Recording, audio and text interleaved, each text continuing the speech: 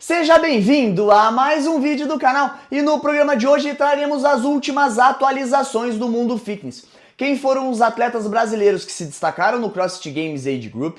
Qual foi a premiação paga em dinheiro pela CrossFit para os atletas Masters? Faremos uma análise completa dos números assustadores de inscritos no WFP e também migraremos para outros esportes. Eu vou contar a vocês um recorde da ultramaratona que expandiu o limite do corpo humano. E para fechar, eu vou trazer um vídeo de uma corrida de rua que aconteceu nesse final de semana e está sendo considerada a mais desastrosa da história. Os militares precisaram proteger a equipe de cronometragem, um absurdo total. Se você gostou do conteúdo do programa de hoje, me acompanhe até o final desse vídeo.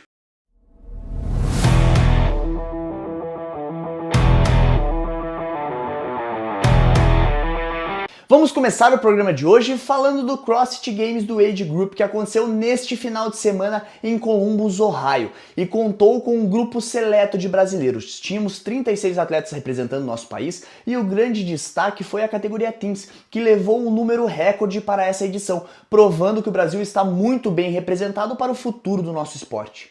A competição foi muito dura, foram 4 dias de campeonato com um nível atlético altíssimo, muito maior do que a edição do ano passado. E neste ano nós contávamos com a tradicional linha de corte, então para o último dia de competição, ao invés de 30 atletas por categoria, iam apenas 15 atletas. E neste ano nós tivemos a junção da categoria Master e Teens no mesmo evento, o que tornou a competição mais robusta, as provas mais desafiadoras e juntou um público apaixonado por CrossFit. Falando um pouco da performance, os brasileiros sofreram com a linha de corte. Dos 36 representantes, 25 foram cortados no último dia, mas nós tivemos 3 atletas que conseguiram o seu lugar no pódio. E os destaques brasileiros foram as mulheres, e vamos começar falando da nova geração. Na categoria 14 e 15 anos, Roxy Rebani foi o grande destaque do Brasil. Ela, que tem apenas 14 anos, é uma primeiranista e não sentiu a pressão. Começou logo com o pé direito, um 3º lugar na primeira prova. Foi constante durante toda a competição, finalizou a sua participação no primeiro CrossFit Games ficando na 2ª colocação e se colocou como uma grande promessa do nosso esporte. Eu adorei ver a performance dessa atleta. Na categoria 16 e 17 anos, Ana Laura Katai deu mais um show no CrossFit Games. O ano passado ela já havia ficado na 2ª colocação na categoria 14 e 15 anos. Nessa edição ela subiu de categoria, enfrentou atletas mais velhas que ela, mas demonstrou uma resiliência, uma constância e uma performance incrível, o que colocou a atleta na 3ª colocação desta edição, com uma medalha inédita na categoria feminina para o Brasil. E ela vem traçando um caminho perfeito para se tornar uma grande atleta da elite mundial. E a 3ª brasileira destaque no CrossFit Games foi Andréa Pinheiro, ela que chegou no último dia de competição na 6ª colocação e um pouco distante do pódio, mas ela performou muito bem no evento final, ganhou aquela prova, escalou o leaderboard e conseguiu o seu lugar no pódio. Ela finalizou a participação na 3ª colocação e é o 3º CrossFit Games seguido que Andréa Pinheiro sobe no pódio da categoria 40 a 44 anos. E agora vamos falar da premiação paga aos atletas do Age Group. Ela estava relacionada com o número de inscritos no Open e o valor arrecadado foi de $234.700, a serem divididos a todos os atletas Masters. Só pra gente relembrar, os atletas da categoria Teens não recebem premiação em dinheiro. E o valor é dividido de maneira decrescente com o avanço da idade. Então a categoria que mais paga é a 35 e 39 anos, que pagou quase $20 mil para o campeão. Eu vou colocar aqui ao lado o valor recebido por categoria em cada posição no pódio. E só para vocês terem uma ideia, a única brasileira que vai receber premiação em dinheiro é a Andréa Pinheiro, no valor de $2.935, o que dá aproximadamente R$15 mil. E agora vamos ao segundo bloco do programa de hoje e vamos falar de WFP, porque neste final de semana teremos a 2ª Tour do ano, onde os atletas podem somar pontos importantes para conquistar uma vaga na grande final. E o ponto que eu gostaria de trazer para vocês hoje é em relação ao número de inscritos. Em programas anteriores eu já comentei que mais de 30% dos atletas que classificaram para a primeira Tour via classificação online não se inscreveram para o Online Qualifier da 2ª Tour.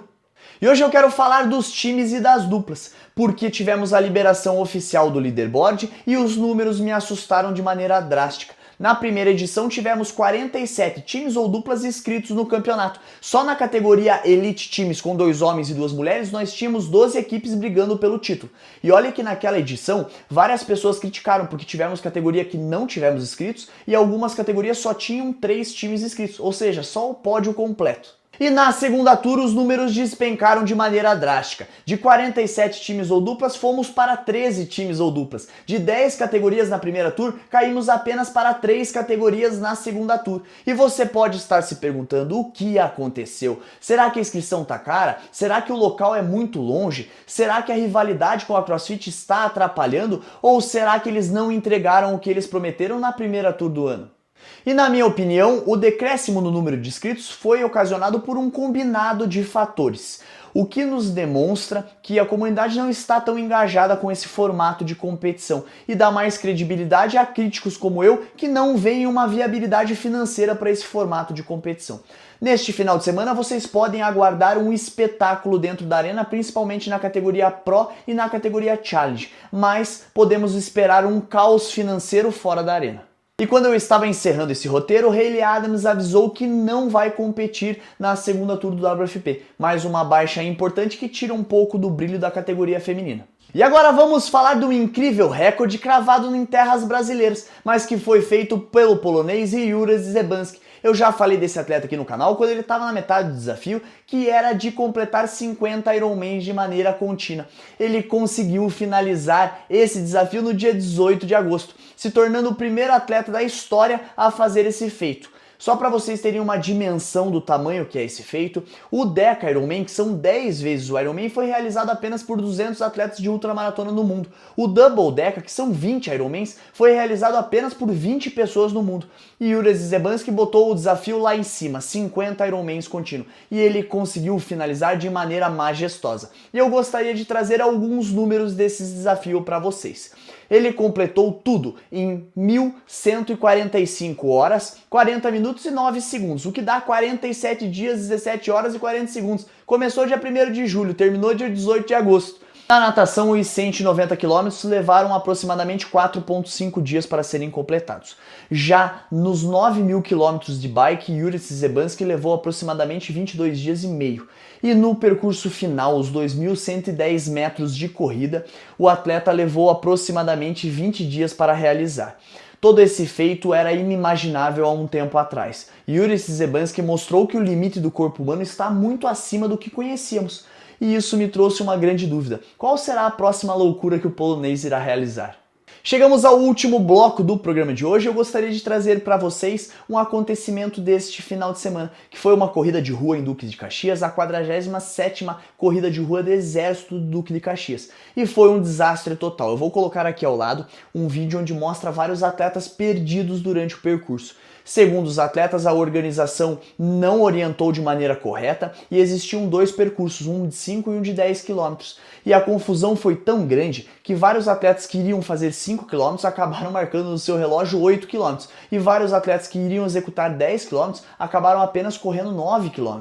E toda essa confusão gerou um outro ponto bem interessante, que foi esse momento, quando o exército teve que proteger o pessoal dali da cronometragem, porque os atletas estavam fazendo uma pressão para saber dos resultados.